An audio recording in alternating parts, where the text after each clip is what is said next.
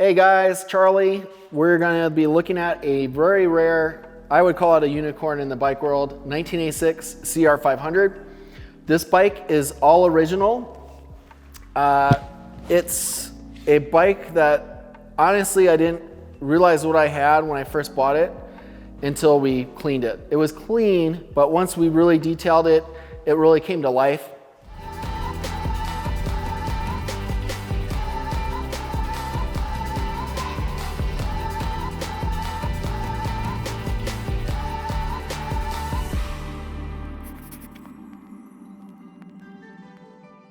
All right, quick update on the 86 CR500. As you can see, it cleaned up really well.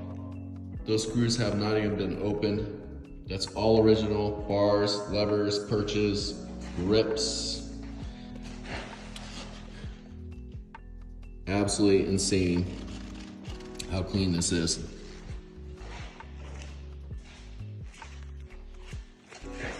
Rims, look at that rear rim. Pretty incredible. That is the original, obviously. Sprocket. Case is original. Even has the stickers on it. It's just absolutely crazy how good a shape this bike is.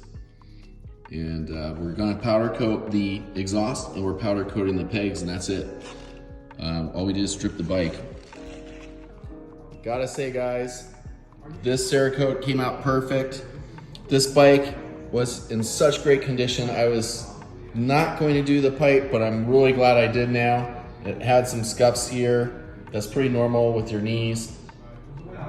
But man, it came out amazing. And then of course, did the foot pegs just because they were a little worn. They came out amazing. And then Brian and I finished the tank at work when we had time today. And looks perfect. Super pumped for that. All right guys, so we got the forks back from Ryan at Factory Edge, new seals, new oil.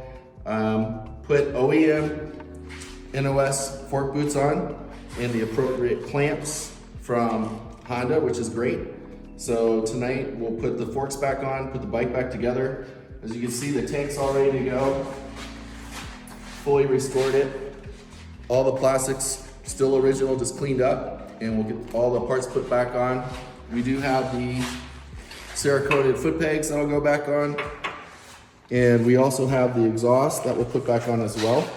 And the cerakote came out really well, so super pumped for the bike, and keep you posted on the next step. This is original seat. I mean, everything's original on it. I did have to redo the tank, and actually I have another, which is funny, 86 CR500 that I put an aluminum tank on, and that tank was better than this tank, so I actually used that for this one. The bike sat probably for a while with fuel in it, and so it just had a little bit deeper dark line here, and this tank came out perfect, so I decided to put this tank on it. But again, all original. The tires aren't original. I think they are date coded 2001. But everything else is sprockets, chain, you name it. The plates even, this is the original how they came painted. Grips, levers, nuts, bolts. The person when I bought it didn't have the fork boots on it, so I put the NOS OEM fork boots on it, and it was the fork seals were leaking a little bit, so we rebuilt the suspension, put new fork seals on it. There is a little patina on the front, and we really wanted to keep it. I literally just detailed it, you guys, except for a few things, and we'll walk through it from the front to back. But if you look for the original front cable, I mean, it's in really good shape. All the front controls are in really good shape. The grips literally look like the bike's never been down. So another unique thing to know when you're looking at older bikes to see if it was the original color and how good of shape it is these. The original bikes came with these hiding the holes. And if you could see, like this bike, we have repowder coated the frame, and of course, we don't have the sticker any longer covering that. So look out for things like that, little cool things that a lot of people don't know, that's how the bike originally came, and that's from the factory. And that's another thing, just showing how unique and what the condition of the bike is. Another unique thing too is these caps, if you want to come in, Massimo, and these are the original caps, you guys. It's so rare to find a bike that's 34 plus years old and still has the original gray caps that they came in originally with the bike. So I don't even know if you could find those out there. So another cool little thing a tidbit on the 86 CR500. The front patina, it's funny, it has the June 2013 California sticker on it. Bike obviously started as a new California bike.